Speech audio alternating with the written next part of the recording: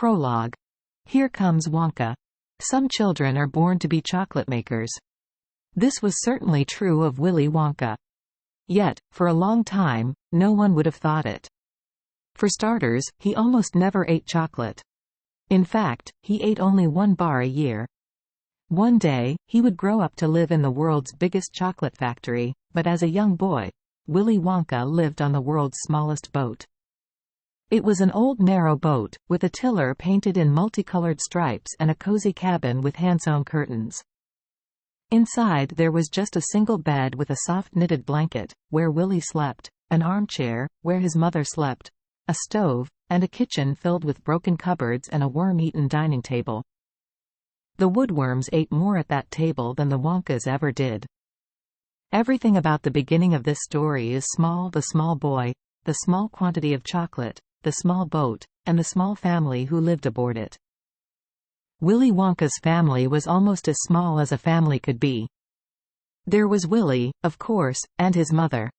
They moored their small boat on a quiet stretch of the river, and, as not many people from town ventured there, they often had the lush riverbank all to themselves. It was one of Willy's favorite places.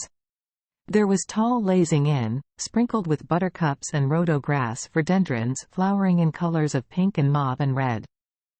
Willy's favorite part was the gigantic willow tree, with its thick branches that swooped low over the boat before dipping into the river. He thought of the tree as another member of the family, a twiggy old protector of their small but grand life. Not many people would see their life as grand, of course, but Willy Wonka did. He could see what others couldn't because he had the most wonderful imagination. Willy's imagination would one day become as famous as his chocolate, but before it belonged to the world, it was small and new and belonged only to him.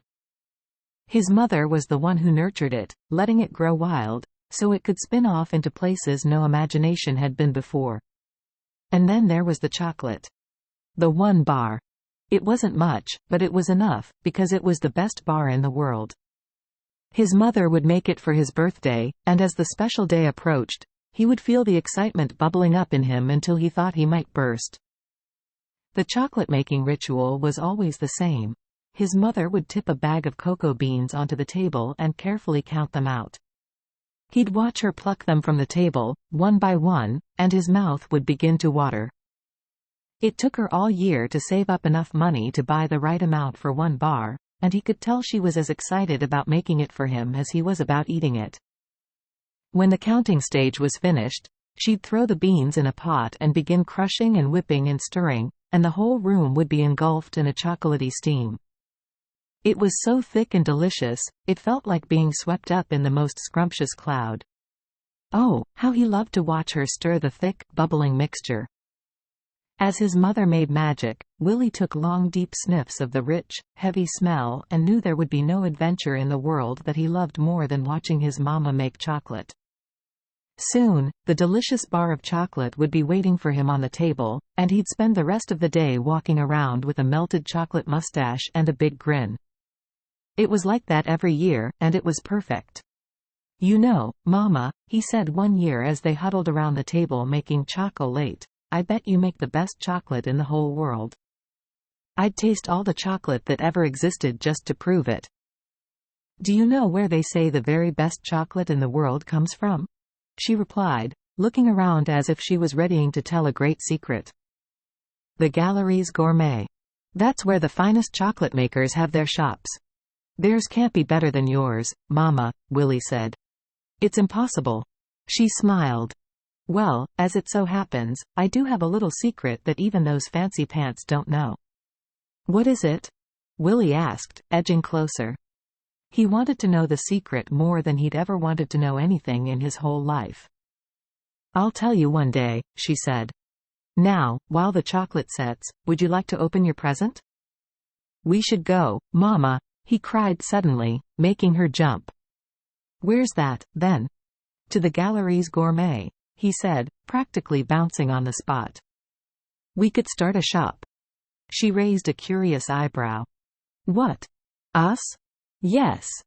With our name above the door and everything. Wonka.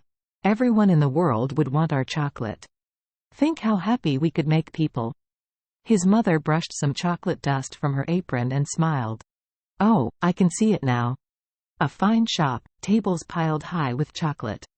Willy's eyes grew wide as the place materialized in his mind. And the tables would be made of chocolate. The whole shop would be made of chocolate. His mother beamed. "What a wonderful dream, Willy." He slumped. "Is that all it is? Just a dream?" "Hey, now," she said. "Every good thing in this world started with a dream. So you hold on to yours. And when you do share your chocolate with the world, I'll be right there beside you." "You promise?" he whispered. "I pinky promise," she said with a smile. "And that's the most solemn vow there is." Then she took a piece of paper, which she'd set aside to wrap the chocolate, and wrote Wonka across it, adding a swish and a swirl to the W and carefully coloring it in. Once she'd finished, she handed Willy something wrapped in old newspaper. "Your present," she said. "The magician in town was selling it. Did me a good deal." Willy beamed and began ripping the package open, his fingers working fast to tear the inky paper. Inside, he found a new coat. He pulled it on. His hands barely went past the elbows. "You'll grow into it," his mother said. "One day you will, and, oh, the adventures you'll have in it." The coat came with a tall hat. Slowly he placed it on his head and rose to his feet. His mother handed him his chocolate, small and still warm, and he cradled it in his hands like the most precious prize. "Mustn't forget the most delicious bit," she said with a wink. He beamed at her, and then he slipped the bar into his pocket. There he was. Willy Wonka, in his plum-colored tailcoat and fine top hat.